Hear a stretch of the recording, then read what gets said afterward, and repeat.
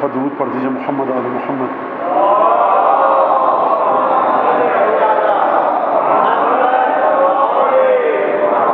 اعوذ باللہ من الشیطان الرجیم، بسم اللہ الرحمن الرحیم، الحمد للہ رب العالمین بارئ الخلائق اجمعین، والصلاة والسلام علی عبدہ وامین وحیہ وخاتم رسلہ سیدنا و مولانا ابو القاسم محمد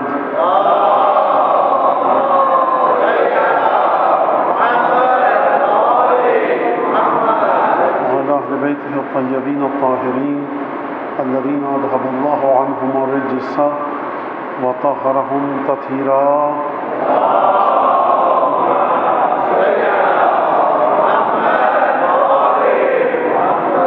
واللعن الدائم على أعدائهم أجمعين، أما بعد فقد قال الله الحكيم في كتابه المجيد: أعوذ بالله من الشيطان الرجيم وجعلنا منهم أئمة يهدون بأمرنا لما صبروا وكانوا بآياتنا يوقنون۔ گفتگو امامت کے بارے میں اور امامت کا تعلق پھر کربلا سے۔ امام پروردگار عالم اپنی مرضی سے، اپنی منشا سے، اپنی مشیت کے مطابق پروردگار عالم امام کو امامت عطا فرماتا ہے، اور اس آیت میں جو صفات بیان کی گئیں، لما صبر، امام مرحلہ صبر پر ہوتا ہے، اور یہدون بامرنا، وہ ہمارے امر کے مطابق ہدایت کرتا ہے، اور کانوا بآیاتنا یوقنون، وہ ہماری تمام کی تمام آیات پر یقین رکھتا ہے۔ کل کی جو گفتگو تھی وہ توحید امت کے سلسلے میں بیان کی گئی، یعنی امت کو ایک نقطے پر آنا ہے، ایک مرکز پر آنا ہے، ایک مقام پر تمام امت کو آنا ہے۔ عبادتیں رسول خدا کی بتائی ہوئی انجام دینی ہے، قبر و قیامت کی تیاری رسول خدا کے فرمان کے مطابق انجام دینی ہے، تمام کی تمام چیزیں رسول خدا کے فرمان کے مطابق انجام دینی ہیں۔ تو جب آپ تمام کی تمام چیزیں رسول خدا کے حکم کے مطابق انجام دیں گے تو درود پڑھیں محمد آل محمد۔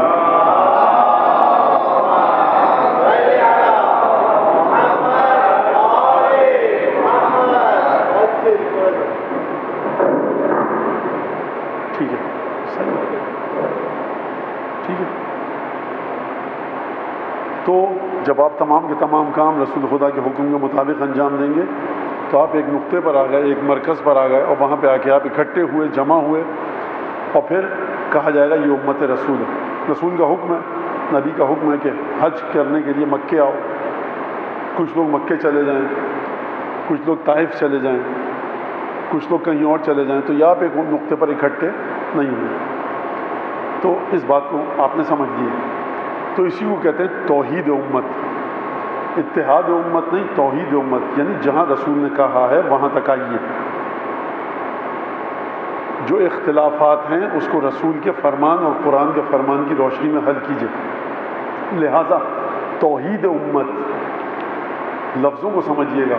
توحید امت یعنی امت کو ایک کرنا، یعنی کہ امت جس کے جہاں سین سمائیں وہ نکل جائے اور اس کے بعد ہم کہیں کہ آپ سب ایک جگہ پہ آ کے بیٹھ جائیے، یہ ہو نہیں سکتا۔ اپنی مرضی کو فنا کرنا ہوگا رسول خدا کی مرضی کے مطابق۔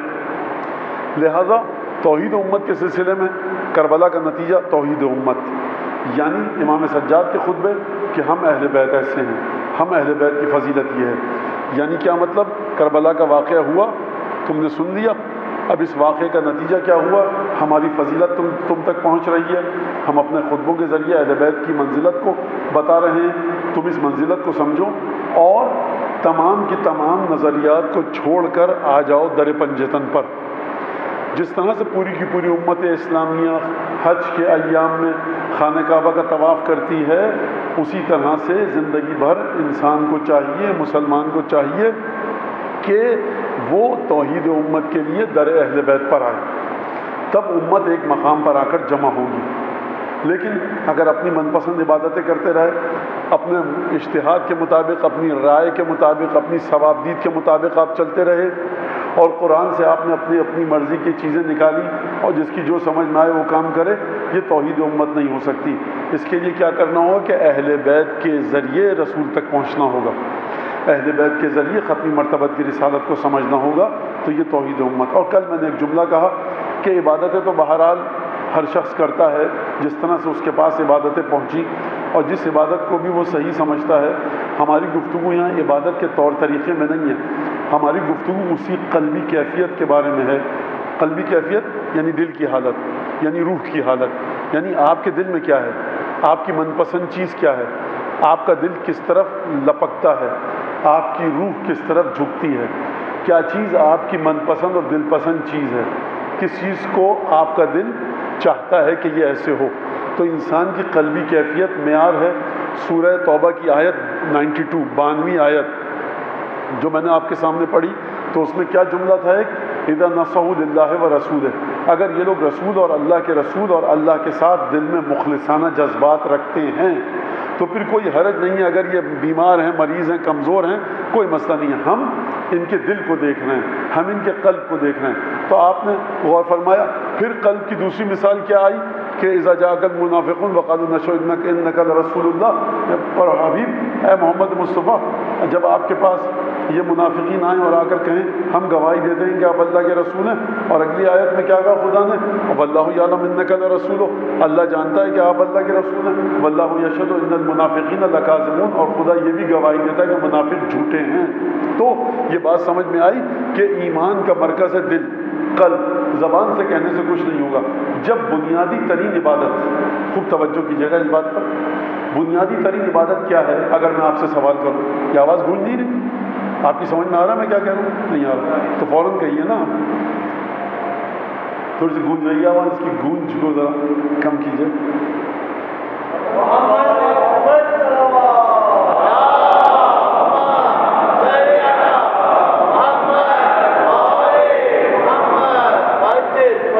بنیادی ترین عبادت کیا ہے؟ اگر میں آپ سے پوچھوں بنیادی ترین عبادت کیا ہے،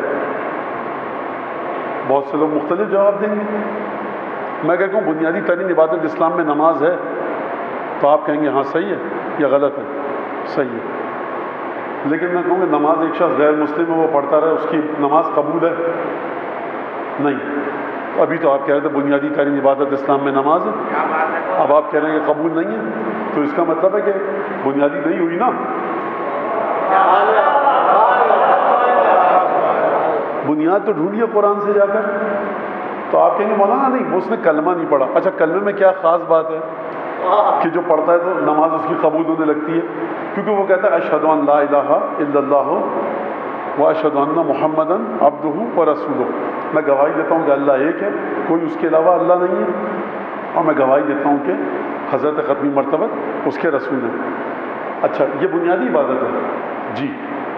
تو پھر یعنی آپ خدا سے ٹکرانا چاہ رہے ہیں؟ استغفر اللہ مولانا کیا بات کہہ دی. تو سورہ منافقین کی تو 2 دن سے میں آیت پڑھ رہا ہوں آپ کے سامنے. زبان سے کہنا بھی خدا کو پسند نہیں ہے.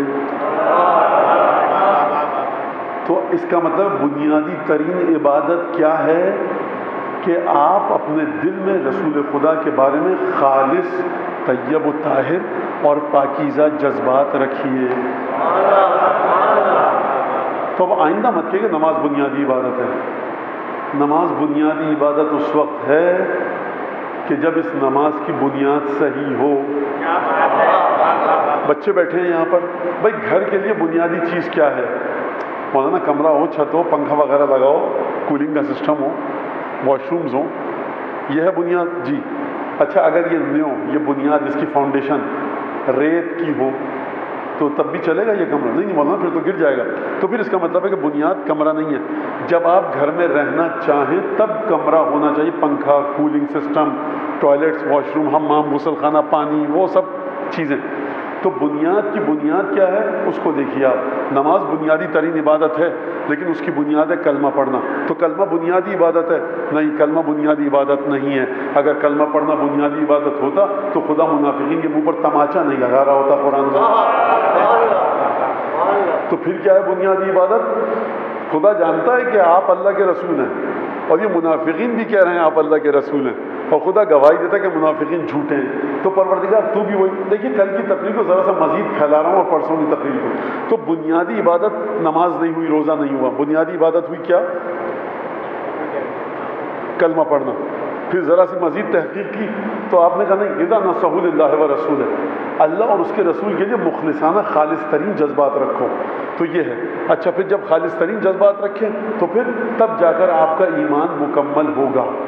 لہٰذا یہ ایمان جب مکمل ہوگا تب آپ بنیں گے امت مصطفیٰ۔ امت مصطفیٰ کلمہ پڑھنے سے کوئی نہیں بنتا، امت مصطفیٰ خانہ کعبہ کی جانب رخ کرنے سے نہیں بنتا، بلکہ قرآن فرما رہا ہے سورہ توبہ 92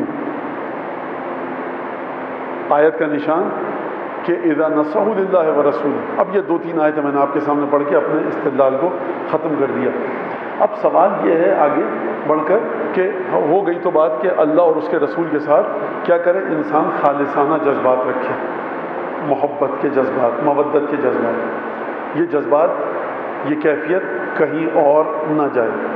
اب یہاں تک اگر بات آ گئی تو میں ایک جملے کو کہوں اور پھر بات کو آگے بڑھاؤں کہ آج جو ہے وہ شام شہادت حضرت سبط اکبر امام حسن ابن علی بن مجتبیٰ صلوات اللہ وسلم علیہ،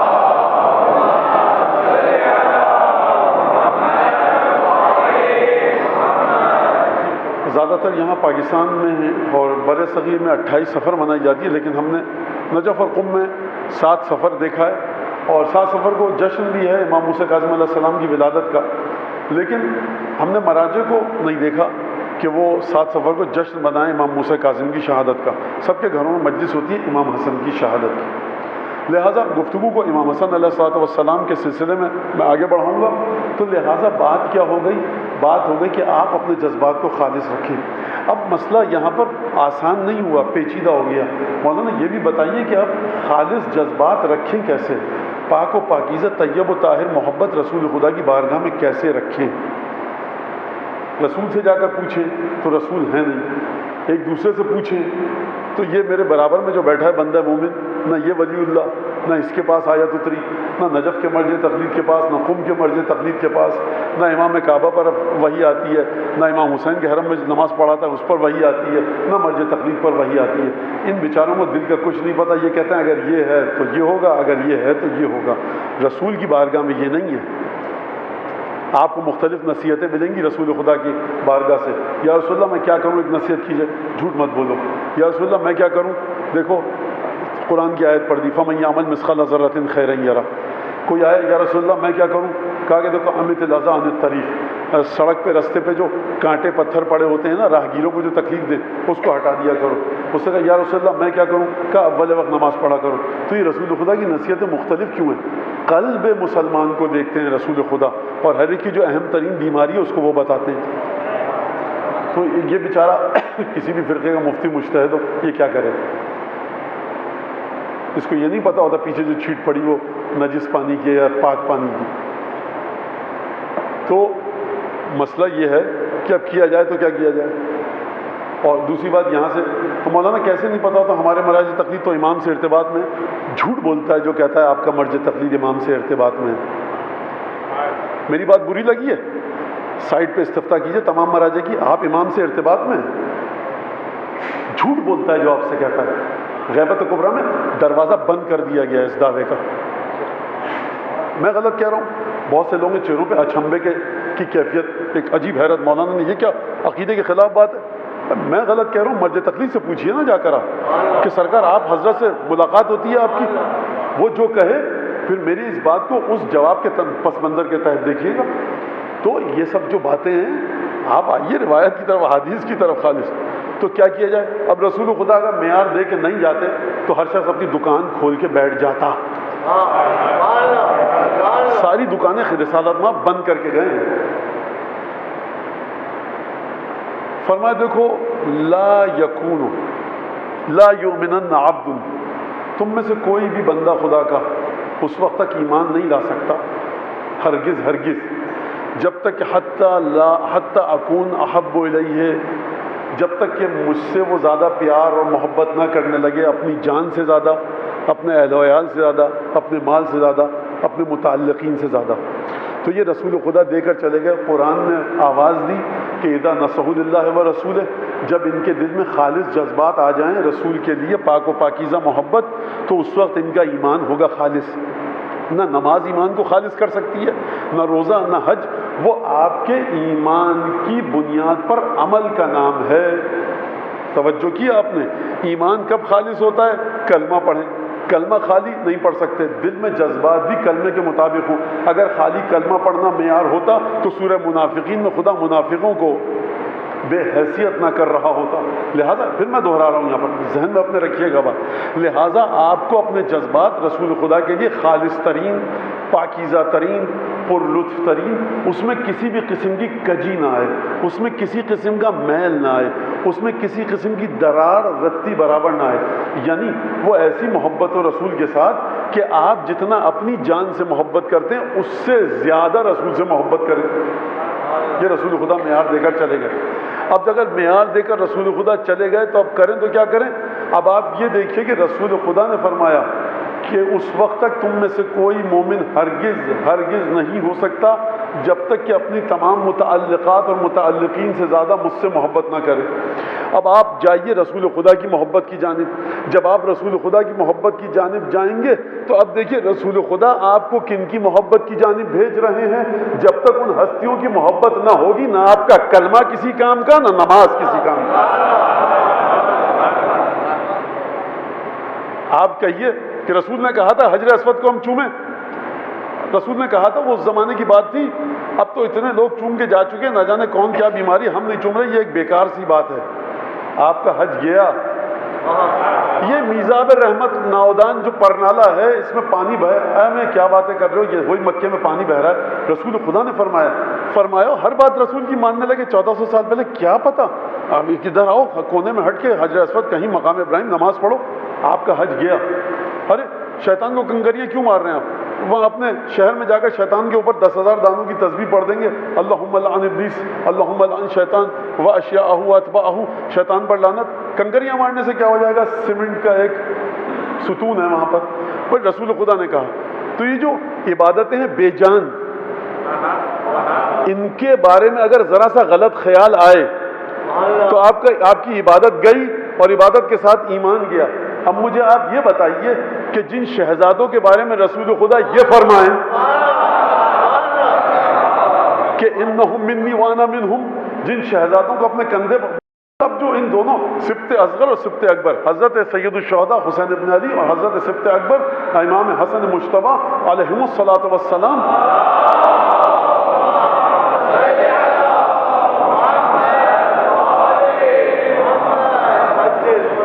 اب اگر ان کے بارے میں آپ کے دل میں جذبات آ جائے تو نمازوں پر فخر و مباحات صرف مت کیجیے، اگر نماز پڑھیں ان دونوں شہزادوں کی محبت کے ساتھ، اگر نماز پڑھیں ان دونوں شہزادوں کی مودت کے ساتھ۔ اور واقعہ بڑا معروف ہے، علماء اسلام نے نقل کیا کہ نانا سب کے پاس ناقہ ہے، ہمارے پاس نہیں ہے۔ واقعہ آپ کو پتہ ہے، لیکن واقعہ جس طرح سے پتہ ہے میں تھوڑا سا الگ زاویے سے بتانا چاہتا ہوں۔ بھائی مدینہ ہے، رسول خدا وہ ہیں جو وضو کرتے ہیں، پانی گرتا ہے تو اصحاب تبرک کے لیے لے جاتے ہیں، یا رسول اللہ ہمارے گھر میں آئیے، دو لقمے کھا کر چلے جائیے، یا رسول اللہ اپنی ابا کا ایک دھاگا دے دیجیے، ہمائیوں کو بیمار ہے اس کو چھوا دیں ذرا، اپنا جھوٹا پانی دے دیجیے، یہی ہے نا۔ تو احترام رسول کا مدینہ میں کہتے بھائی فلاں صحابی ادھر آؤ، تمہارے پاس اونٹنیاں ہیں نا ڈھیروں۔ مدینہ میں ایک سے ایک بڑھ کر پیسے والے صحابی تھے، کسی سے کہتے بھائی اپنی اونٹنی لے آؤ، میرے نواسے کو بیٹے کو دل چاہ رہا ہے اونٹنی پہ بیٹھنے کا۔ اب اگر آپ یہ کہیں کہ رسول نے دائیں بائیں دیکھا ہوگا اونٹنی نظر نہیں آئی ہوگی، اگر آپ یہ کہیں، مجھے اس کا نہیں پتا، لیکن یہ پتا ہے کہ علماء اسلام نے لکھا کہ رسول خدا ایک دفعہ جھکے چاروں ہاتھ پیروں کے بل اور حسین کو بٹھایا اپنے کاندھے پر اور کہا یہ تمہارا ناقہ۔ بعض مورخین نے تو یہاں تک لکھا ہے کہ جب امام حسین علیہ السلام نے فرمایا کہ افسار اس کی لگام کہاں ہے تو آپ نے اپنی زلفیں تھما دی۔ بعض مقامات پر میں نے یہ بھی دیکھا ہے۔ تو سرکار جو رسول یہ برداشت نہ کرے، بیٹا حسین 2 منٹ رک جاؤ، ابھی کوئی صحابی آئے گا، ہم ختمی مرتبت آخری پیغمبر، مدینے کی مٹی زمین کچی، ہمارا لباس گردالود ہو جائے گا، عید کا دن، بیٹا یہ کون سی فٹ سے جس بچے کی اتنی سی ادا پر ختمی مرتبہ صبر نہ کرے، چاروں ہاتھ پیروں کے بل گر جائے اور کہ میری پشت پر بیٹھو، تو آپ کی ذمہ داری ہے نا اس کی چوکھٹ پہ جا کے سجدہ کریں۔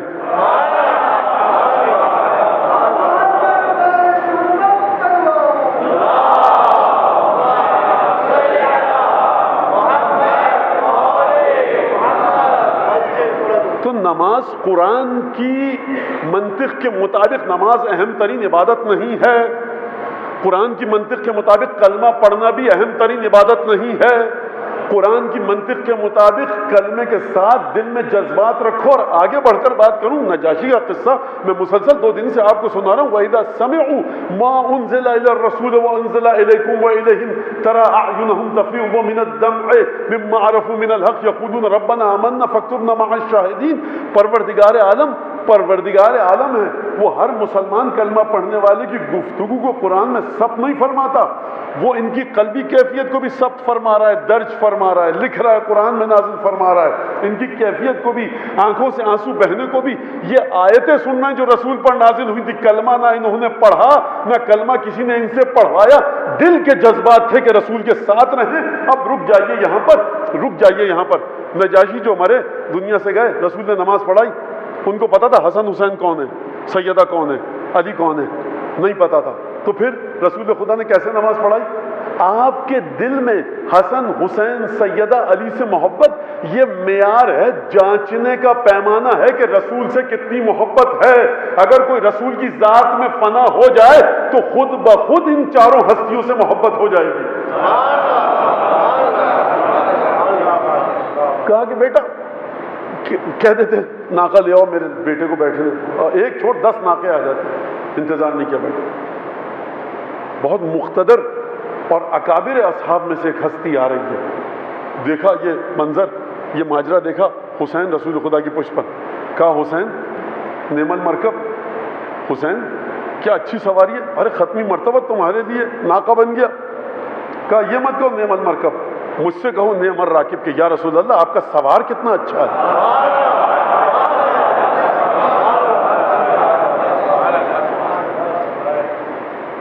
یعنی رسول خدا، میں کیا کہوں اس کے آگے،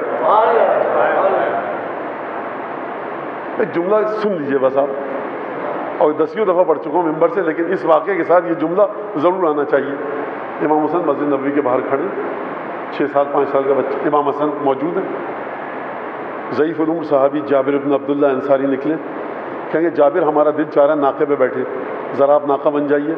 جابر کہیں گے صاحبزادے کیا بات کر رہے ہیں؟ تو امام حسن جواب دیں گے آپ کون ہیں؟ کہا میں صحابی رسول ہوں۔ کہیں گے آپ صحابی ہیں نا؟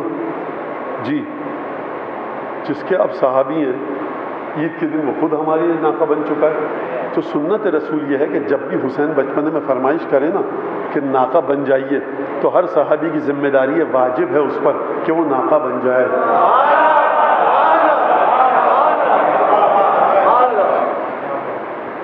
یعنی کیا مطلب؟ اچھا ناقہ بن گئے آپ، اب آیات قرآنی کے معیار کو اپنے سامنے رکھیے گا، ناقہ بن گئے آپ، سید الشہداء آپ کی پشت پر ہیں، آپ میں سے کوئی بھی صحابی ہوتا رسول کا، اور دل میں آپ یہ سوچیں عجیب مصیبت ہے، تو یہ آپ اذا نصحوا للہ و رسولہ کی منزل پر نہیں ہے۔ اگر کلمہ صرف زبان سے پڑھنا اور دل میں وہ جذبات نہ رکھنا، کلمہ کسی کام کا نہیں ہے۔ یعنی حسین جب پشت پر ہونا تو خوشی کا اظہار بھی کیجئے۔ رسول خدا نے بتا دیا کہ دیکھو اتنے خوش ہونا چاہیے، تم کو اتنا خوش ہونا چاہیے کہ میں ختمی مرتبہ ہو کر کہہ رہا ہوں، مجھ سے یہ مت کہو کہ حسین سے یہ مت کہو حسین آپ کی سواری کتنی اچھی ہے، مجھ سے کہو کہ یا رسول اللہ آپ کا سوار کتنا اچھا ہے۔ تو یہ کیا رسول خدا صلی اللہ علیہ وآلہ وسلم نعوذ باللہ کوئی عبث اور لفظ جملہ ارشاد فرما رہے تھے؟ یہ امت کے لیے محبت کے راستوں کا تعین فرما رہے تھے کہ دیکھو محبت رسول پر آ کر رک مت جانا، دیکھنا کہ معیار ایمان کا یہ کہ سب سے زیادہ اپنی چیزوں کو چھوڑ کر مجھ سے محبت کرو، اپنی جان اور مال اور باپ اور اولاد اور تمام متعلقین سے زیادہ مجھ سے محبت کرو۔ اب دیکھو کہ میں اپنی محبت کو کس کی ذات میں فنا کر رہا ہوں، محبت کو رسول پر آ کر روک مت دینا، اس محبت کا تسلسل چلے گا بارگاہ سیدہ میں، بارگاہ علی ابن ابی طالب میں، حسن اور حسین کی منزل تک اس محبت کا سفر جائے گا۔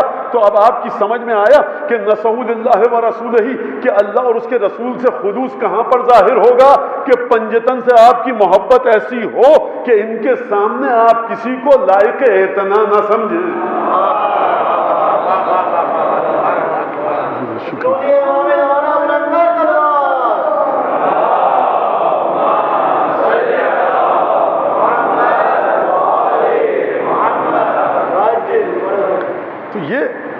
تو یہی تو فلسفہ ہے کہ امام سجاد محبت کے ان جذبات کو جگا رہے ہیں کہ دیکھو ہم وہ ہیں، ہم مینا کے بیٹے، ہم زمزم کے، ہم صفا کے، ہم مروہ کے بیٹے.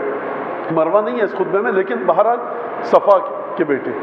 تمام کی تمام فضیلتیں کیوں گنوا رہے ہیں؟ کہ جس کے دل میں رتی برابر بھی صلاحیت ہے، جس کا دل زرخیز ہے، جس کے دل کی زمین فرٹائل ہے، اس میں بیج ڈالیں تاکہ محبت اہل بیت کا درخت اگائے. تو لہٰذا امام حسن مجتبیٰ. اور اب میں ایک چھوٹا سا واقعہ سناتا ہوں اور پھر نبی کریم کی طرف اور امام حسن، ان دونوں ہستیوں کی خدمت میں چلتے ہیں. امام حسن مجتبیٰ اپنے بچوں کے عقائد درست کر لیں، صرف یہ معیار نہیں کیونکہ نبی کے بیٹے ہیں. جناب ختمی مرتبت کے فرزند ابراہیم بھی ہیں، جناب قاسم بھی ہیں، جناب طاہر بھی ہیں. ہم ان کی بڑی عزت کرتے ہیں سر آنکھوں پر، ان کے نالین کی خاک ہماری سر آنکھوں پر. مسئلہ یہ ہے کہ نبی کریم کا بیٹا ہونے کے ساتھ ساتھ وہ نورانیت اور وہ طہارت بھی منتقل ہو. اگر صرف بیٹا ہونے کی بات ہوتی، جب طوفان نوح آیا تھا تو جناب نوح نے اپنے بیٹے سے کیا کہا تھا؟ یا بنی ارکب معنا، بیٹا ہمارے ساتھ کشتی میں سوار ہو جاؤ. تو بیٹے نے یہ نہیں کہا میں سوار نہیں، بیٹے نے کہا کہ سآوی الی جبل یعصمنی، میں کسی بھی پہاڑ پہ جا کر پناہ دے دوں گا. الی جبل، کسی بھی پہاڑ پہ چلا جاؤں گا. وہ نہیں سمجھا کہ طوفان کی شدت کتنی ہے، میں کسی بھی پہاڑ پہ جا کے پناہ لے لوں گا. حضرت نوح نے فرمایا کہ لا عاصم اليوم، آج کوئی نہیں بچے گا مگر جس پر خدا کی رحمت ہو. خدا نے جب طوفان بھیجا تو خدا نے قرآن میں آیت ہے کہ دیکھو تمام جوڑوں کو لے کر چلو، تمام حیوانات کے تمام انسانوں کو جو تمہارے ماننے والے ہیں، اور وَلَا تُخَاطِبْنِي فِي الَّذِينَ ظَلَمُوا، مجھ سے ان لوگوں کے بارے میں بات مت کرنا. یہ نہیں کہ لا تسألنی، لا تخاطبنی، بات بھی مت کرنا، مجھے مورد خطاب اور مجھے ایڈریس بھی مت کرنا ان لوگوں کے بارے میں جو ظالم ہیں. اور دیکھو ہم تمہارے اہل کو بچائیں گے. طوفان آیا تو دو آیتیں سمجھ میں آ گئیں. مجھے ان لوگوں کے بارے میں مجھ سے مخاطب بھی مت کرنا مجھے کہ جو ظالم ہیں، اور ہم تمہارے اہل کو بچائیں گے. طوفان آیا، بیٹا کشتی میں چڑھ جا. سآوی الی جبل یعصمنی، کسی بھی پہاڑ پہ چڑھ جاؤں گا، مجھے بچا لے گا. نوح نے فرمایا کہ کوئی آج نہیں بچے گا، کیونکہ آج وہی بچے گا جس کے ساتھ خدا کی رحمت شامل حال ہوگی. کشتی ہے لکڑی کی، لیکن رحمت خدا اسی لکڑی کی کشتی کے ساتھ شامل حال ہے. موج حائل ہوئی فکانہ من المغرقین، ایک موج آئی، حضرت نوح کا بیٹا ڈوب گیا. بیٹا ہے، دل کو دکھ تو ہوگا، لیکن نبی بھی ہے. نبی باادب طریقے سے خدا سے بات کرتا ہے. نبی کو توحید کا مزاج جانتا ہے. جب کشتی آئی اور فاستوت علی الجودی، کوہ جودی پر آ کر ٹھہری، جودی کے پہاڑ پر، سب یہ اترے اور نوح نے خدا کا شکر ادا کیا. اور پھر اس کے بعد اب بیٹے کی موت کی کسک تو دل میں ہے نا. پروردگار ان وعدک حق وان ابنی من اہلی، پروردگار تیرا وعدہ سچا ہے، میرا بیٹا میرے اہل میں سے تھا. یہ نہیں پوچھا کیوں موت دے دی اسے. ادب ہے یہ حضرت نوح کا. پروردگار میرا بیٹا میرے اہل میں سے تھا اور تو نے تیرا وعدہ تھا اور تیرا وعدہ سچا ہے. دو ایکویشنز بنائی، تیسری ایکویشن نوح نہیں لے کر آئے ادب کی وجہ سے. پروردگار میرا بیٹا میرے اہل میں سے تھا اور تیرا تو وعدہ تھا کہ میرے اہل کو بچائے گا، تو کیوں نہیں بچایا؟ نہیں، ادب کا تقاضا دیکھیے آپ کہ پروردگار میرا بیٹا میرے اہل میں سے تھا اور تیرا وعدہ تو سچا ہے. جب یہ بات کی تو آواز آئی کہ انہ عمل غیر صالح، دیکھو وہ نیک اولاد نہیں تھی اور وہ تمہارے اہل میں سے نہیں تھا. دیکھو نوح، ولا تخاطب انی اعظک ان تکون من الجاہلین، میں تمہیں نصیحت کر رہا ہوں کہ نادانوں میں سے کہیں نہ ہو جاؤ. تو یاد رکھیے گا، نبی ہو یا ہم آپ جیسا کوئی بندہ، پروردگار تکلف نہیں رکھتا کسی کے ساتھ بھی. انی اعظک ان تکون من الجاہلین. خدا نے کیا فرمایا تھا؟ ولا تخاطبنی فی الذین ظلموا، مجھے مورد خطاب بھی قرار مت دینا ان لوگوں کے بارے میں کہ جو ظالم ہیں. تو یہ ہوا کیا کہ پروردگار کے تیور بگڑ گئے اور حضرت نوح نے ایک دفعہ اچانک معافی مانگی. ہوا یہ کہ اب یہ میں جملہ کہہ رہا ہوں، قرآن کی آیت نہیں ہے، یعنی نوح، کیا تمہیں نہیں پتا کہ تمہارا بیٹا کافر تھا؟ کیا تمہیں نہیں پتا کہ تمہارا بیٹا تمہیں نہیں مانتا تھا؟ کیا تمہیں نہیں پتا؟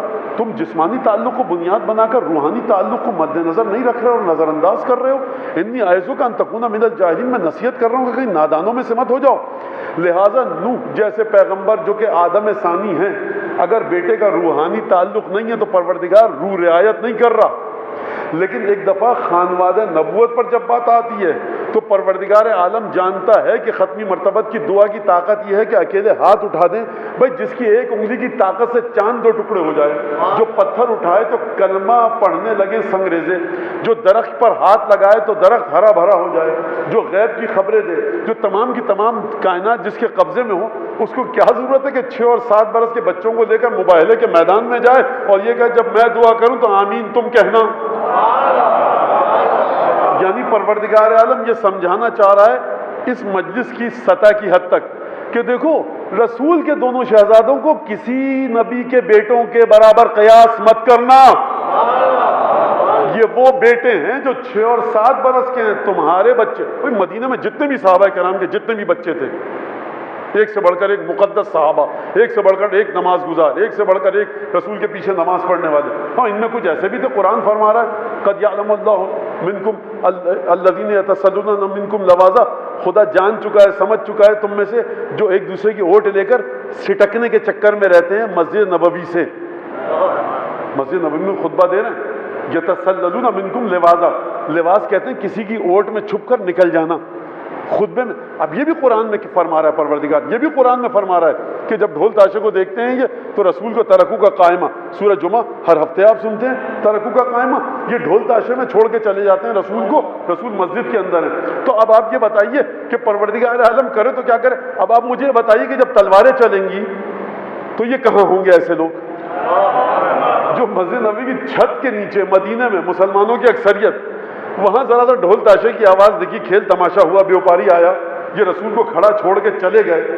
تو جب میدان جنگ میں تلواریں چلیں گی تو یہی لوگ، جو مجھے نام نہیں پتا، نہ قرآن نے نام بتائے، آپ کو نام پتہ ہے تو آپ جا کے ڈھونڈیں، مجھے نہیں، میں نے تاریخ میں نام نہیں دیکھے، لیکن یہی لوگ اگر میدان جنگ میں ہوں گے تو ٹک پائیں گے؟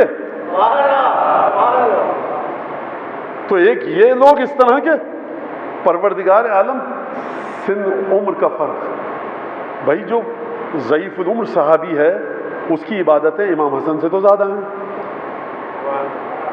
جو خاتون مدینہ میں مومنہ 25 سال کی ہے اس کی عبادت سیدہ سے تو زیادہ ہے۔ سیدہ کی عبادت رکتی نہیں، اس کی ٹھہر ہی نہیں پاتی۔ میں ایک دوسرے زاویہ نگاہ سے سمجھا رہا ہوں بات۔ اب یہ کوئی نہ کہتے مصیبت یہ آج کہ کوئی اس کے ہوا سے ادھر تو مولانا کہہ رہے تھے کہ جناب سیدہ کی بات سمجھیے میں کیا کہہ رہا ہوں۔ تو جس کی بھی عمر پنجتن سے زیادہ ہے، امیر مومنین 28 سال کے ہیں، 30 سال کے، جو 60 سال کا صحابی ہے، 50 سال کا، مولا کائنات سے زیادہ عبادت ہے، اور عبادت کے بعد ہی تقویٰ آتا ہے۔ تو مباہلے میں اہل بیت کا لے جانا اس قانون کو غلط ثابت کر رہا ہے۔ ہمیشہ ایسا نہیں ہے کہ کثرت عبادت سے تقویٰ آئے۔ ایک تقویٰ وہ ہے کہ جو عنایت الہیہ سے آتا ہے، تمہارے پاس تقویٰ وہ ہے جو تمہاری عبادتوں سے آتا ہے۔ ایک تقویٰ وہ ہے جو عنایت الہیہ، توجہ الہیہ سے آتا ہے۔ وہ کون سا تقویٰ ہے؟ وہ تقویٰ ہے جو پروردگار عالم جس کو پاک و پاکیزہ و طیب و طاہر پیدا کرے۔ مولا کائنات جو نہج البلاغہ میں فرمانا ولدت علی الفطرہ، میں دین فطرت پر پیدا ہوا ہوں، میں دین اسلام پر پیدا ہوا ہوں۔ تو آپ نے توجہ فرمائی، اگر عبادت کی بنیاد پر تقویٰ لانا ہوتا اور عبادت کی بنیاد پر کرشمہ زبانوں کا یہ ہوتا کہ پروردگار نجعل لعنت اللہ علی الکاذبین، ہم جھوٹوں پر خدا کی لعنت رکھیں گے، تو پھر رسول خدا ان تمام بچوں سے زیادہ ان بچوں کو لے جاتے جو ان سے بڑے ہوتے، شہزادی سے زیادہ اس خاتون کو لے جاتے جو شہزادی سے زیادہ عمر میں بڑی ہوتی۔ تو یہ قانون بھی غلط ثابت ہو گیا کہ ہمیشہ عبادت کی کثرت کی بنیاد پر پاکیزگی آتی ہے۔ ان کی زبان سے زیادہ مدینہ میں کسی کی زبان میں طاقت ہی نہیں ہے۔ ارے جو زبان رسالت کی زبان کے ہم پلہ ہو کہ جب میں دعا مانگوں تو تم دعا مانگنا۔ تو اب آپ مجھے بتائیے کہ اب یہ پروردگار عالم اعلان فرما رہا ہے، اس آیت سے نتیجہ کیا نکلا؟ اس آیت سے نتیجہ یہ نکلا کہ خبردار نوح کے بیٹے کی طرح مت سمجھنا ہمارے نبی کو، خبردار ابراہیم کے بیٹوں کی طرح مت سمجھنا، کسی نبی کے بیٹوں کی طرح مت سمجھنا۔ کیوں نہیں سمجھنا؟ حضرت اسماعیل بھی ہیں، ان کا مقام ادنا ہے حسن حسین سے، تمام انبیاء کے جتنے بچے ان کا مقام ادنا ہے حسن حسین سے۔ کیوں؟ کیونکہ رسول خدا فرما رہے ہیں انہم منی وانا منہم، رسول کی زبان سے زیادہ کسی زبان میں طاقت نہیں ہے، جو خود اپنی زبان مبارک سے کہے۔ جناب فخر الدین رازی کی روایت کے مطابق جب میں دعا مانگوں تو تم آمین کہنا، تو ان زبانوں میں اتنی طاقت ہے نا کہ رسول کی دعا کے برابر آ سکے۔ اگر نہ ہوتی طاقت تو رسول کیوں کہتے؟ اس کا مطلب یہ ہے کہ اب یہ شہزادے وہ نہیں ہیں جو اٹھک بیٹھک کر کے عبادتوں کے ذریعے تقوی کو حاصل کریں۔ ارے آپ کے بقول 6 برس کے بچے کو نماز نہیں سکھائی جاتی، 7 برس کا بچہ ابھی 1 برس ہوا ہے نماز پڑھتے ہوئے، تو یہ طاقت کہاں سے آ گئی اس زبان میں کہ آمین کہے؟ یہ طاقت آئی ہے عنایت الہیہ کے تحت۔ کیا مطلب عنایت الہیہ کے تحت؟ حدیث لو ایک جملہ ہے اس میں، اے محمد قد اکرمتک بشبلیک، رسول خدا کو قرآن دیا گیا، جنت جہنم کی کنجیاں دی گئی، دنیا کے خزانوں کی کنجیاں دی گئی، آخری نبی بنایا گیا، مقام محمود عطا ہوا، مقام ولا سوف یعطیک ربک فترضی کی منزلت پر ہے، تمام کی تمام فضیلتیں رسول کو عطا ہوئی۔ لیکن حدیث لو فرما رہی ہے قد اکرمتک بشبلیک، حبیب ہم نے تمہیں شیر کے جو 2 بچے دیے نا ان کے ذریعے ہم نے تم کو عزت دی ہے۔ یعنی امام حسن امام حسین کے ذریعے پروردگار اکرام مصطفیٰ فرما رہا ہے۔ یہ کیسے ہوا اکرام مصطفیٰ؟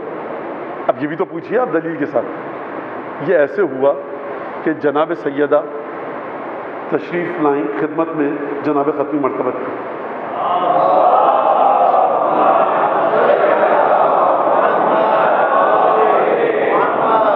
ان دونوں شہزادوں کے ہاتھ پکڑے، امام حسن اور امام حسین۔ یا ابا ورثہما شیئا، بابا جان ان دونوں کو ورثے میں کوئی چیز دیجئے۔ مانگنے والی سیدہ، دینے والی ذات ختمی مرتبت، اور جو وصول کر رہے ہیں وہ کون؟ حسن حسین۔ یعنی محبت کے اس دائرے میں کہیں پر بھی تو نفرت نہیں ہے، کہیں پر بھی تو نجاست نہیں ہے، صرف نور ہے، صرف طہارت ہے۔ حسن حسین سے پہلے ہی سے محبت کرتے ہیں رسول خدا۔ شہزادی جناب سیدہ سلام اللہ علیہ آنکھوں کی ٹھنڈک ہے خدمت رسالت مانگ، دل کا سکون ہے، ایسی بیٹی مانگے۔ فرمایا اما الحسن فلہ سعودتی و ہیبتی و اما الحسین فلہ شجاعتی و سخائی، حسین کو میں نے اپنی سخاوت اور شجاعت دی، حسن کو اپنی ہیبت اور آقائی دی۔ کیا مطلب؟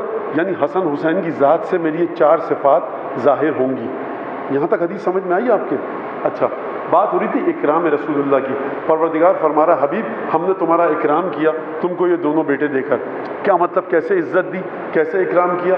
اگر کسی کی اولاد اپنے باپ دادا کی پوری صفات کا مظہر بن جائے تو جب تک یہ اولاد باقی ہے اس کا ذکر چلتا رہے گا، اور لوگ اس اولاد کو دیکھ کر متوجہ ہوں گے ان کے دادا اور نانا کی طرف۔ تو آپ سمجھ رہے ہیں اگر حسن حسین نہ ہوتے تو 10 ہجری کے بعد آپ کے رسول کو کوئی پہچان نہیں پاتا کہ آپ کا رسول تھا کن صفات کا مالک۔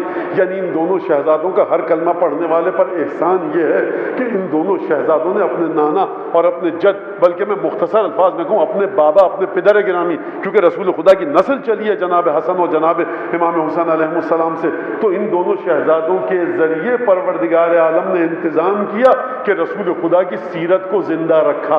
اب جہاں جہاں تک ان کی نسل چلتی رہے گی وہاں وہاں تک سیرت زندہ رہے گی، یہاں تک کہ یہ سیرت کا سلسلہ ختم ہو جائے گا آ کر حضرت حجت ابن الحسن امام زمانہ پر۔ اور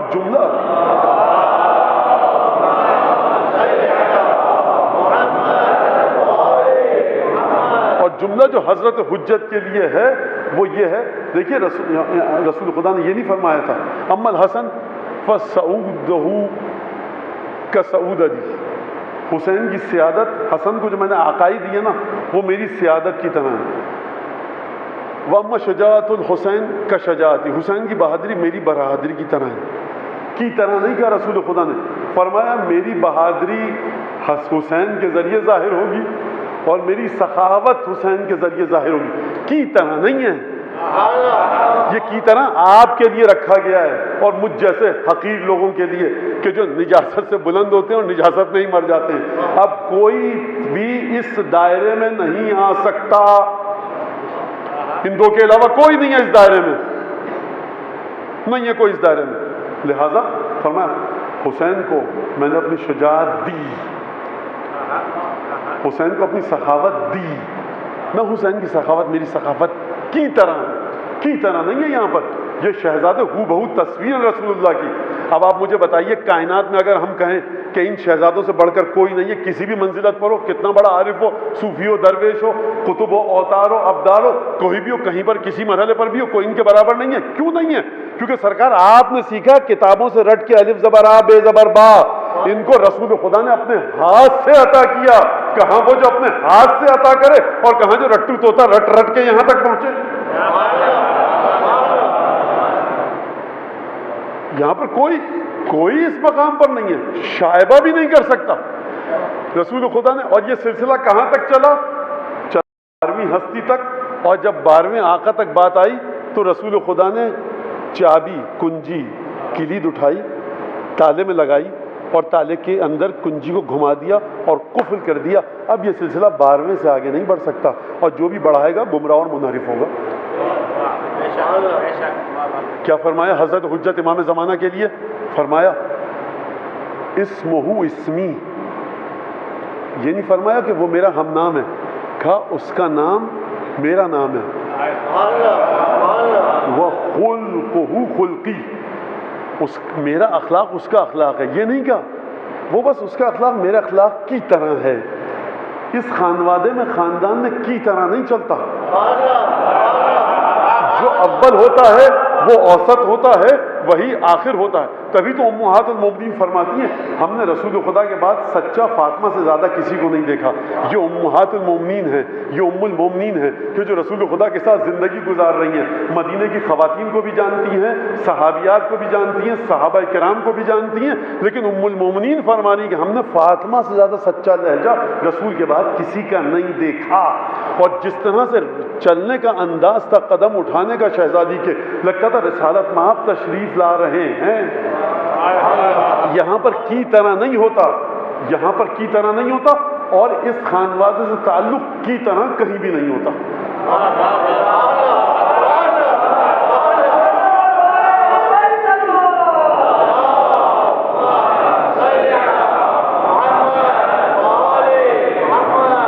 خلقہ خلقی, امام حسن مصطفیٰ کے بارے میں اس امام حضرت حجت, اس کا اخلاق میرا اخلاق ہے, کی طرح نہیں ہے, کاپی نہیں ہے. تو مولانا کیا آپ ختم نبوت کا انکار کر رہے ہیں؟ سرکار ہم ختم نبوت کا انکار نہیں کر رہے. اگر ختم نبوت کا انکار کر رہے ہوتے تو ائمہ اہل بیت کے لیے پنجتن کی شان میں رسول خدا کی حدیث نہ لے کر آتے. امام حسن مجتبیٰ 3 ہجری کو ولادت ہوئی, 15 رمضان المبارک. والدہ گرامی سب جانتے ہیں, والد گرامی سب جانتے ہیں. نانا کون, نانی کون, دادی کون, دادا کون. کہتے ہیں کہ مشابہت جناب خدیجہ سے بہت تھی. وہ مشابہت یہ تھی کہ جو آپ اپنے گھر کا مال کئی دفعہ اپنے زندگی میں محتاجوں کے ساتھ تقسیم کیا, یعنی گھر میں جو بھی چیز تھی وہ آدھا آدھا مال اپنے محتاجوں کو عطا فرمایا. امام حسن مشتبہ 25 مرتبہ حج کیے, پاپی آدھا پیدل. لوگوں نے کہا ابن رسول اللہ ناقے ہیں, سواریاں ہیں, لوگ جا رہے ہوتے ہیں, آپ بیٹھ جائے کیجیے. فرمایا کہ انی لا استحی من ربی, کہ مجھے شرم آتی ہے کہ ان القی اللہ عز وجل, کہ میں خدا سے ملاقات کروں اور میں نے اس کے گھر کی جانب پاپیادہ قدم نہ بڑھایا ہو. 25 مرتبہ پاپیادہ حج کیا. حج پہ تشریف لے جا رہے تھے, پیروں میں سوجن آ گئی اور کچھ تکلیف ہوئی. بنی ہاشم میں کچھ لوگ ساتھ تھے. کہا یا رسول اللہ پیروں میں اب تکلیف ہے, یہاں پر ایک شخص روغن بیچتا ہے جس کو پاؤں پہ ملا جائے پیر پہ تو آرام آ جاتا ہے. امام نے کہا دیکھو جا رہے ہو اگر تو یہ پیسے لو, اس سے روغن لینا, لیکن بتانا مت کس کے لیے لے رہے ہو, کیونکہ یقیناً پھر وہ پیسے نہیں لے گا. اور بیچارہ وہ غریب آدمی, میرے الفاظ ہیں, غریب آدمی ہے, حج کے موسم میں آتا ہے, کچھ کمائی ہو جاتی ہے اور ہم اس کو پیسے نہ دیں تو کتنے لوگ پیدل جا رہے ہیں؟ بہت کم لوگ پیدل جاتے تھے. ہم بھی اس کو پیسے اگر نہ, یہ میرے الفاظ ہیں سارے, تو بیچارے پہ بڑا ظلم ہو جائے گا, صحیح نہیں ہے. اس کو پیسے دینا مت, بتانا کس کے لیے. بہرحال یہ گئے. اچھا یہ جو شخصیات تھی نا, اولاد جناب ابو طالب, اولاد رسول اللہ, ان کے چلنے پھرنے گفتگو کے انداز سے پتہ لگ جاتا تھا یہ معمولی لوگ نہیں ہیں. بھائی نجاست اپنا تعفن اپنے وجود سے دکھاتی ہے، طہارت اپنی نورانیت اپنے وجود سے دکھاتی ہے. تو جب یہ جناب عبداللہ ابن جعفر طیار لینے گئے اس نے کہا بھائی روغن چاہیے اور پیسے کتنے ہوں گے؟ اچھا عادت ہوتی ہے لوگوں کی، 5 لاکھ کی گائے خرید کے لا رہا ہے، گھر کے آگے بندے کی نیت اللہ جانتا ہے، میں نہیں کہہ سکتا ریاکاریاں دکھاوا ہے، مجھے غرض نہیں ہے. لیکن جو سوزوکی والا ہے نا بیچارہ، اس کے ساتھ 3 گھنٹے تک اپنا وقت ضائع کرے گا، 2000 1500 1800. اما تم سخی ہو تو اس بیچارے بدبخت کے ساتھ کنجوسی کیوں دکھا رہے ہو؟ اگر کنجوس ہو تو 5 لاکھ کی گائے کس کے منہ پر مارنے کے لیے لے کے جا رہے ہو؟ یعنی وہ دکانیں جو ہم کو بیوقوف بناتی ہیں، ایک نام مشہور ہو گیا جوتے کا، کپڑے کا، تن کے جاتے ہیں بڑی گردن اکڑا کے، یعنی انتہائی غلیظ لوگ ہیں ایسے. اور یقیناً یہاں پر نہیں، اہل بیت کا ماننے والا، رسول کا ماننے والا ایسا نہیں ہوتا. 1000 1500 روپے کا جوتے کی کاسٹ ہے، 5000 ہم تو خریدتے ہی وہاں سے جیسے بہت بڑی فخر کی بات ہے. کپڑے وہ فلان، مطلب اب آپ بچے سمجھ رہے ہیں برانڈنگ کا زمانہ ہے. اما تم جتنے مہنگے برانڈ پہن دو، جب تمہاری کوئی اوقات نہیں، تمہارا برانڈ کیا ہے؟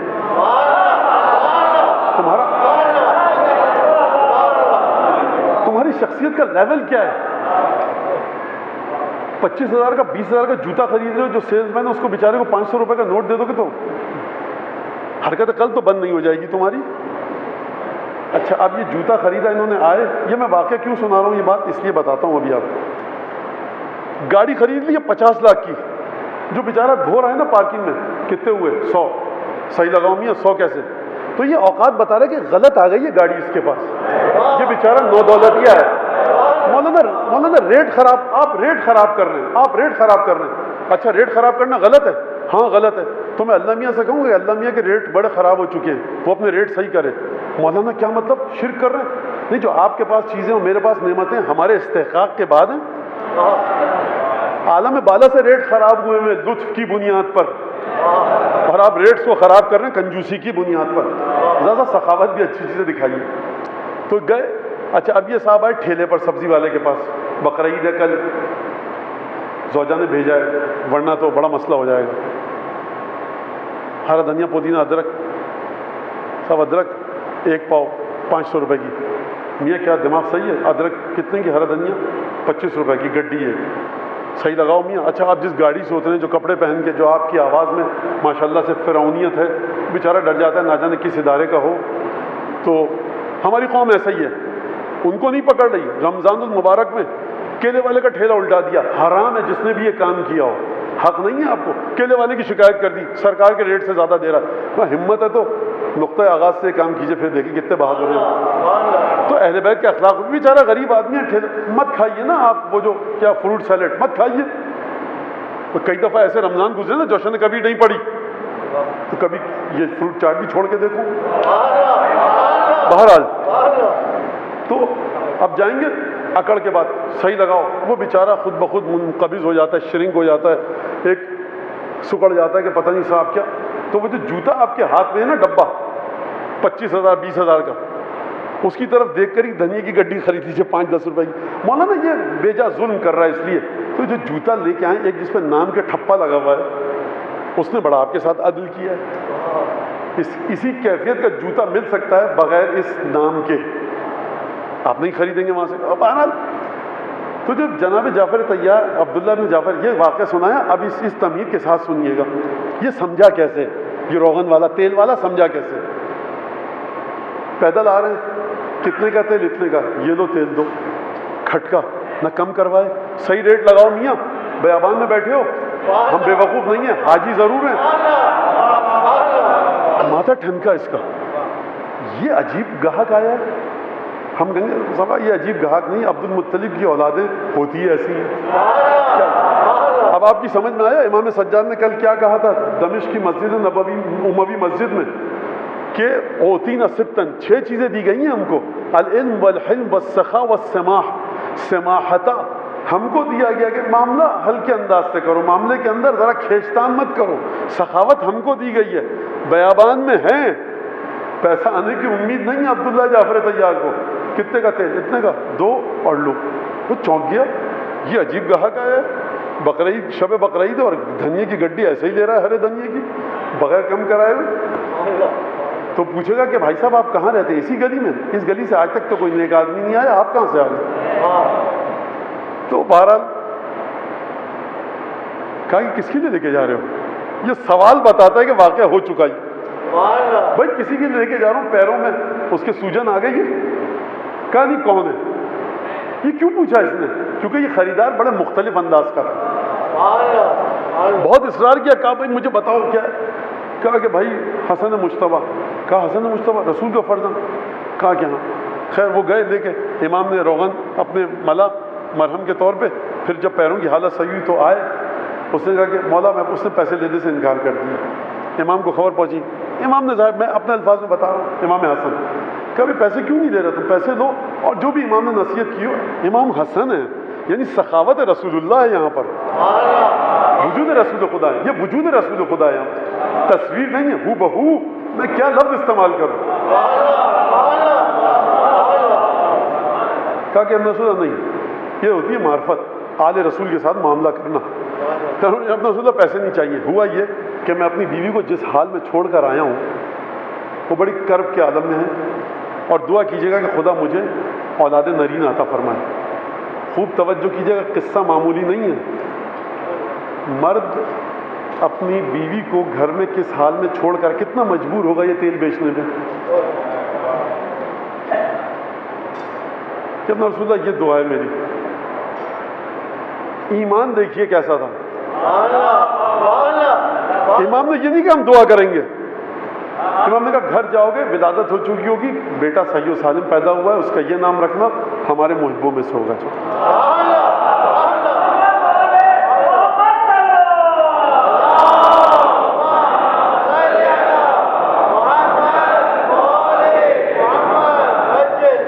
ائمہ کا کوئی کام کرتے وقت بوجھ اتار کے سر سے مت پھینکیے. 4 پیسے اس کو مل جاتے تو اس کی مشکل 4 پیسوں کے لیے ہی بیٹھا تھا. یہ معمولی فروشندہ نہیں تھا، یہ معمولی بیچنے والا نہیں تھا. شکل دیکھ کے سمجھ گیا عبداللہ بن جعفر طیار کی تم ہو کون، کس کے لیے چاہیے. میں نے بتا دیا آپ کو کس وجہ سے. اور پھر اس کے بعد امام حسن مجتبیٰ کی قدر و منزلت پہچانتا ہے. جب میں نے پیسوں کو چھوڑیے، اصلی بات تو یہ ہے کہ اس طرح سے چھوڑ کر آیا ہوں تو آپ دعا کیجئے. امام نے دعا نہیں کی. کیوں نہیں کی دعا؟ یعنی امام نے کہا جب تو ہمارا اتنا عاشق ہے تو اب ہم دعا نہیں کریں گے، ہم تجھے تصرف کر کے بتائیں گے.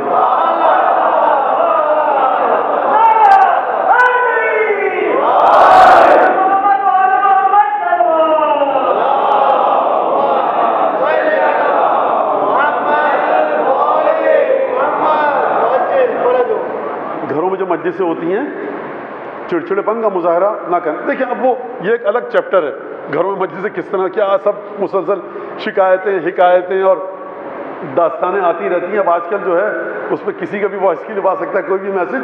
تو بہرحال گھر کے مسائل کو دیکھتے وہ ایک الگ گفتگو ہے. یہ تو تھی محبت کی داستان امام مجتبیٰ کے ساتھ. اب آئیے ذرا تمسخر کی داستان سنیے آل رسول کے ساتھ. کہا کہ میاں لفظ جو اردو ادب میں استعمال ہوتا ہے ایسے موقع پہ وہ ممبر پہ تو نہیں کر سکتا.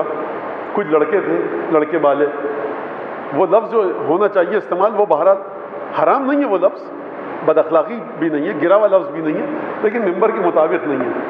لڑکے بالے تھے کہ چلو وہ آج حسن مجتبیٰ کا مذاق اڑائیں، کیا کریں.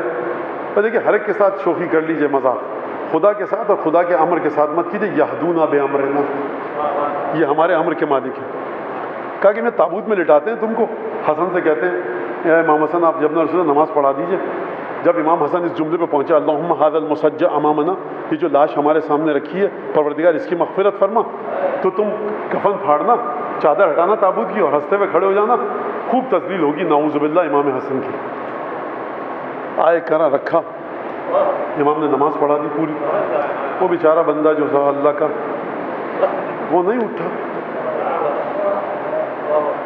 اب جی پریشان، امام حسن نماز پڑھائی اور لگتا ہے کنارے پہ چلے گئے یا بیت الشرف میں تشریف لے گئے، مجھے نہیں پتا، لیکن بہرحال پہنچ میں تھے امام حسن. ان کو چادر ہٹائی، شانہ ہلایا، 150 لفظ دیکھی، دل کی کیفیت دیکھی. سانسوں کی حالت دیکھی، مر چکا ہے، کھڑے ہوئے آئے کیا یہ کیا ہو گیا؟ بھائی آپ امام حسن کے پاس کیوں آئے؟ امام حسن کا قصور ہے کیا؟ مر گیا؟ یعنی جہدوا بہا واستیقنتھا انفسہم، قرآن کی آیت ہے. زبان سے انکار کرتے ہیں، دلوں میں مانتے ہیں کہ امر الہی ہے کس کے پاس.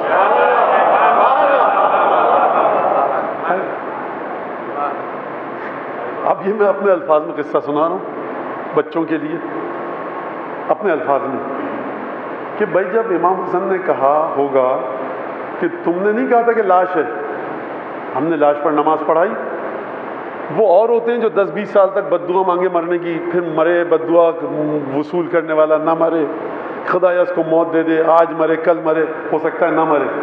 دیکھو جب ہم نے کہا نا حاضر مسجع امامنا، پروردگار جو لاش سامنے ہے یہ اسی وقت مر گیا تھا.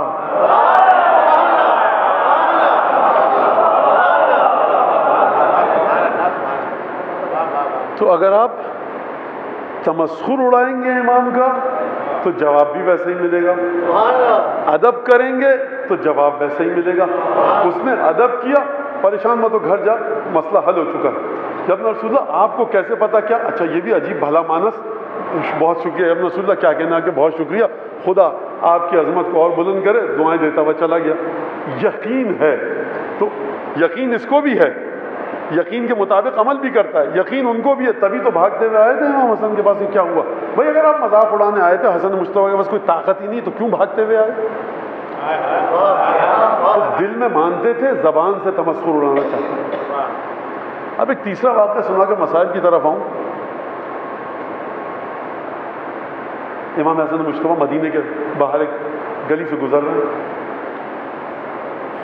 ایک غلام کو دیکھا، ایک نوجوان کو دیکھا کہ جو سیاہ تھا، حبشی غلام. دیکھا کہ روٹی رکھی ہے اس کے پاس، ایک نوالا توڑتا ہے، کتا بیٹھا اس کو دیتا ہے، ایک نوالا خود کھاتا ہے، ایک نوالا اس کو دیتا ہے، ایک نوالا. امام دیکھ رہے تھے، جاتے ہوئے ٹھٹک گئے. یہ ہے امام کی عظمت. ایک اور جو امام کی ذات میں جو چیز ہے، یہ غیبی نگاہ نہیں ہے امام کی، ابھی غیبی نگاہ کی بات ہی نہیں ہو رہی. ظاہری نگاہ بھی امام کی تمام انسانوں سے مختلف ہے.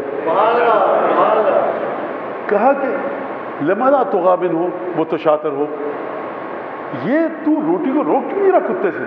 خود کھا لے پوری روٹی. امام نے پوچھا روک کیوں نہیں رہا؟ اور ایک نوالا اس کو دے رہا ہے، ایک نوالا خود کھا رہا ہے.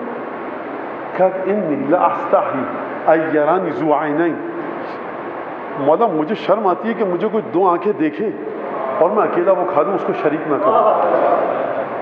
امام نے کہا غلام من انت، رک جا، تجھے خدا کی قسم دے رہا ہوں ہلیو مت یہاں سے جب تک کہ میں واپس نہ ہوں. غلام کس کا ہے؟ کہا فلاں کا. کہا باغ کس کا ہے؟ کہا باغ فلاں کا. کہا ہلیو مت جب تک کہ میں واپس نہ ہوں. امام گئے، واپس آ کر کہا کہ میں نے تجھے خرید کر خدا کی راہ میں آزاد کیا، یہ باغ مجھ سے خریدا اور باغ تجھے تحفے میں دیا.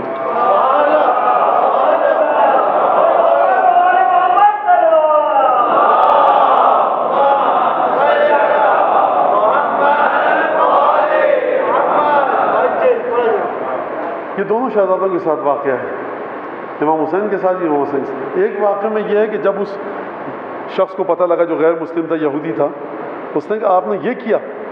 کہا کہ جب اس نے غلام خریدا امام نے، تو اس عورت نے کہا کہ میں نے اپنا مہر بخشا. اس شخص نے کہا کہ میں نے اس کو طلاق دی اور اس کو اپنا مہر دیا.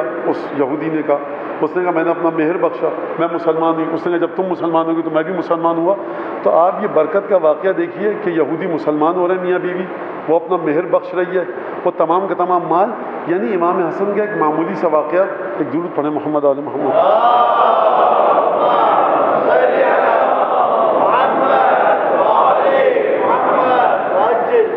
کہ اس کی برکتیں کہاں تک ہیں. اور یعنی امام نے جب دیکھا کہ اس غلام میں یہ خاصیت ہے، اس سے یہ نہیں پوچھا کہ تم مسلمان ہو کہ کافر ہو، نماز پڑھتے ہو کہ نہیں پڑھتے، داڑھی ہے کہ نہیں ہے. اب یہ میں ہم اپنی سطح پہ بات نہیں کر رہے، یہ امام کی ولایت کے دائرے میں رہ کے امام کام. کوئی یہ نہیں کہا کہ مولانا آپ لوگ کیوں چیک کرتے ہیں نمازی ہے کہ نہیں ہے، فلاں پیسے دینے. بھائی آپ اگر ہم کو امام سمجھ رہے ہیں تو آپ فرشتہ پہ آئیے مت تو بہتر ہے. امام کی ولایت اور اختیارات کی وسعت یہی تو میں سمجھانا چاہ رہا ہوں کہ یہدونا بے امرنا، امر خدا کے مالک ہیں. جس کو کہتے ہیں کہ پروردگار یہ مردہ تو وہ زندہ ہے مردہ ہو گیا، پروردگار یہ زندہ مردہ زندہ ہو جائے گا. تو ان کی ولایت کا دائرہ مختلف ہے.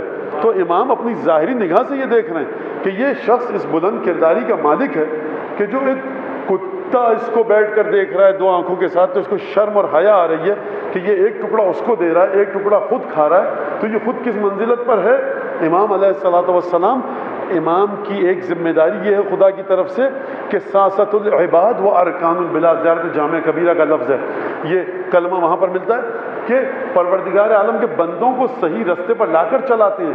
یعنی کیا مطلب؟ یعنی اس میں یہ خصوصیت ہے تو میں اس کو ایک منزل تک پہنچاؤں گا. ارکان البلاد، شہروں کی بنیاد ائمہ علیہم الصلوۃ والسلام ہے. لہٰذا اور امام سے حدیث ایک بتاؤں اور پھر مصائب کی طرف آؤں کہ امام سے پوچھا گیا یا اپنا رسول اللہ سخاوت کیا ہے؟ سخاوت کیا ہے؟ فرمایا کہ ان یر الانسان یا ان یر المرء ما انفق تلفا وما امسک فضلا. سخاوت اور بخل کنجوسی یہ ہے کہ جو انسان اپنے پاس روک کر بیٹھا رہے، وہ سمجھے کہ میرے لیے پاس بڑی فضیلت ہے، بڑی اچھی چیز جمع ہو چکی ہے، اور جو کسی کو دے دیا تو وہ ضائع ہو گیا. یہ ہے کنجوسی. فرمایا سخاوت کیا ہے؟ سخاوت یہ ہے کہ جو تم نے دیا اس کو سمجھو فضیلت وہ ہے، جو روک کر رکھا سمجھو تلف یہ ہے.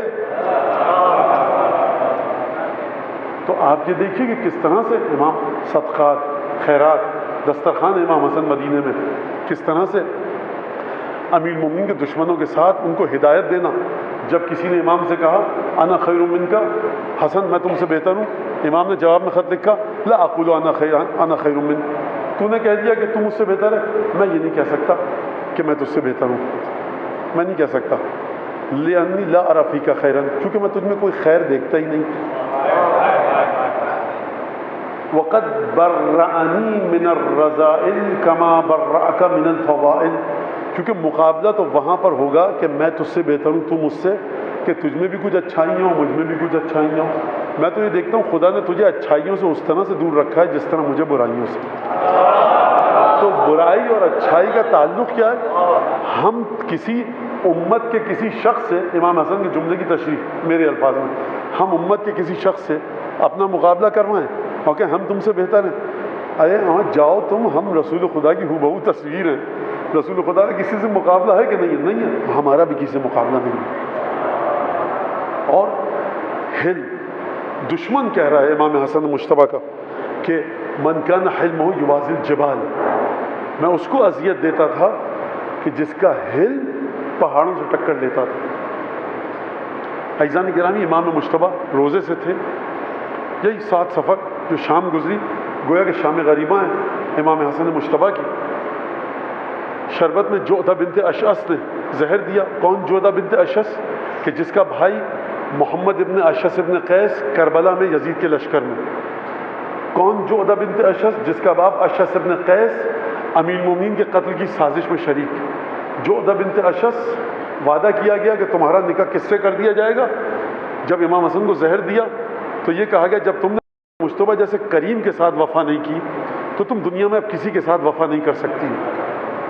ایک دفعہ روزے سے تھے امام، شربت تناول فرمایا. کئی دفعہ امام کو زہر دیا گیا لیکن مشیت الہی نہیں تھی، زہر نے اپنا اثر نہیں کیا، یا یوں کہیے کہ امام نے تصرف کیا. اب جو زہر دیا گیا امام حسن مجتبیٰ کو، تو اس زہر کی کیفیت، آئمہ کو جو زہر دیا جاتا تھا نا، تو اس زہر کی کیفیتیں مختلف ہوتی تھیں.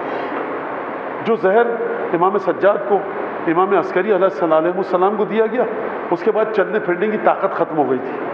جو امام محمد تقی علیہ السلام کو زہر دیا گیا، اس کے بعد امام محمد تقی کو بہت شدت کے ساتھ پیاس لگی تھی. امیر مومین کو جو زہر دیا گیا تو پورا کا پورا بدن کا رنگ آپ کے تبدیل ہو گیا تھا اور زہر نے اپنا اثر دکھایا تھا، اور چلنے پھرنے کی طاقت امام کے بدن سے سلب ہو گئی تھی. امام حسن کو جو زہر دیا گیا عزیزوں، اس زہر کی خاصیت یہ تھی کہ اس نے آپ کے اندرونی اعضاء کو اس انداز سے نقصان پہنچایا کہ ایک دفعہ روایات کے مطابق امام حسن مجتبیٰ حسن، آپ کی گریے کی آوازیں بلند، ایک جملہ مجھ سے سن لیجیے۔ کوئی عالم مسلسل ائمہ کے مصائب پڑھتے تھے اور انہوں نے کم پڑھے مصائب امام حسن کے، جناب سیدہ کو خواب میں دیکھا، بیوی نے شکوہ کیا کہ تم میرے حسین کے مصائب پڑھتے ہو، کیا حسن میرا بیٹا نہیں ہے؟ امام حسن مجتبی اتنے مظلوم ہیں، اتنے مظلوم ہیں، اتنے مظلوم ہیں کہ شہادت جس طرح سے گزرتی ہے، ولادت جس طرح سے گزرتی ہے، جس طرح سے اس شہزادے کا ذکر ہوتا ہے، اس شہزادے کے شایان شان نہیں۔ ایک دفعہ زہر نے اپنا اثر کیا، امام نے ایک دفعہ روایات کے مطابق ارباب سیر لکھتے ہیں، ایک دفعہ تشت کو منگوایا، اب جو قے کی تو خون کی قے ہوئی۔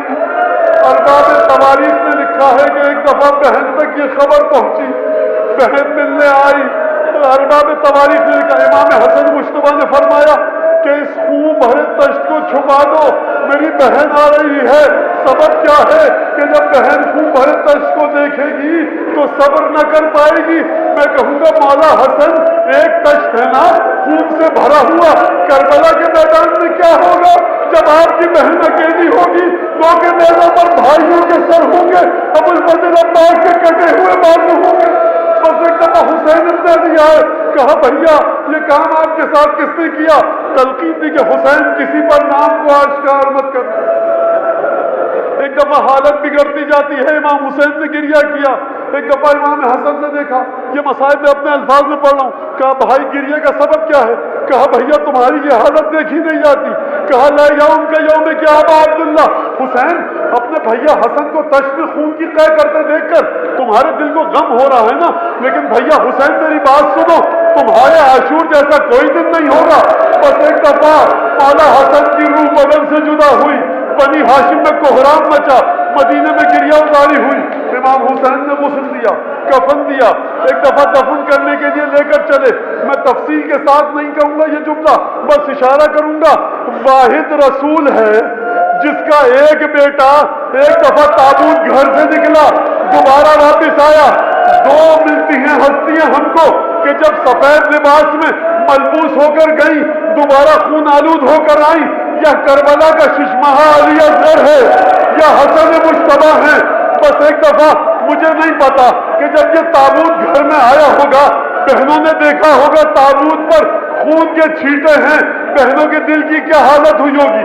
بس ایک دفعہ دوبارہ تابوت کو تیار کیا گیا، بقی میں جناب فاطمہ بنت اسد دادی محترمہ کے قدموں میں مادر امیر المومنین کے پائیں سپرد خاک کیا گیا۔ عزیزوں امام حسن امام حسین قبر میں اترے، خدا مغفرت فرمائے، جناب حضرت عالم مستطاب خادم اہل بیت امام حسین اجر عطا فرمائے، جناب سرکار کاظم قزوینی کو، ان کا یہ جملہ میں پڑھ رہا ہوں، تاریخ بہار الانوار میں ہے، اترے قبر میں امام حسین اور کہا بھیا مجھے غم سے تو موت نہیں آئی تیرے، لیکن میں موت سے محبت بہت ہو گئی ہے، کاش مر جاتا یہ دن نہ دیکھتا۔ اور یہ جملہ کہہ کر قبر سے باہر نکلے، اطیب راسی و ادہن لحیتی، کیا میں اپنی ریش مبارک کو خوشبودار کروں اور سر میں تیل لگاؤں؟ یہ کہہ کر قبر سے حسین باہر نکلے۔ بہار الانوار میں علامہ مجلسی نے شعر لکھا، کہا بھیا حسن لٹا ہوا شخص وہ نہیں ہے کہ جس کا مال لٹ جائے، لٹا ہوا غریب الوطن پردیسی وہ ہے کہ جو اپنے ہاتھوں سے تجھ جیسے بھائی کو قبر میں رکھے۔ آیت اللہ کاظم قزوینی کا جملہ آپ سن لیجئے، ان کا یہ سوال تھا، انہوں نے یہ کہا کہ جب حسن کو دفن کیا حسین نے تو یہ جملہ کیوں نہ کہا کہ بھیا حسن تیرے دفن کے بعد حسین کی کمر ٹوٹ گئی، کیوں نہیں کہا؟ انہوں نے جواب دیا اس وجہ سے نہیں کہا کہ قبر کے باہر نہ جب حسن کو دفن کر رہے تھے عباس موجود تھا، عباس کی ڈھارت تھی، لیکن جب کربلا کے میدان میں دونوں ہاتھ قلم کروا کے عباس گھوڑے سے زمین پر گرا نا، اب حسین کا کوئی ڈھارت دینے والا نہ رہا، تبھی تو کہا بھیا عباس الان انکسر ظہری وقلت حیلتی، اے بھائی عباس اب حسین بے یار و مددگار ہے۔ جب حسن کو دفن کیا تھا نا تو زندہ تھا، حسین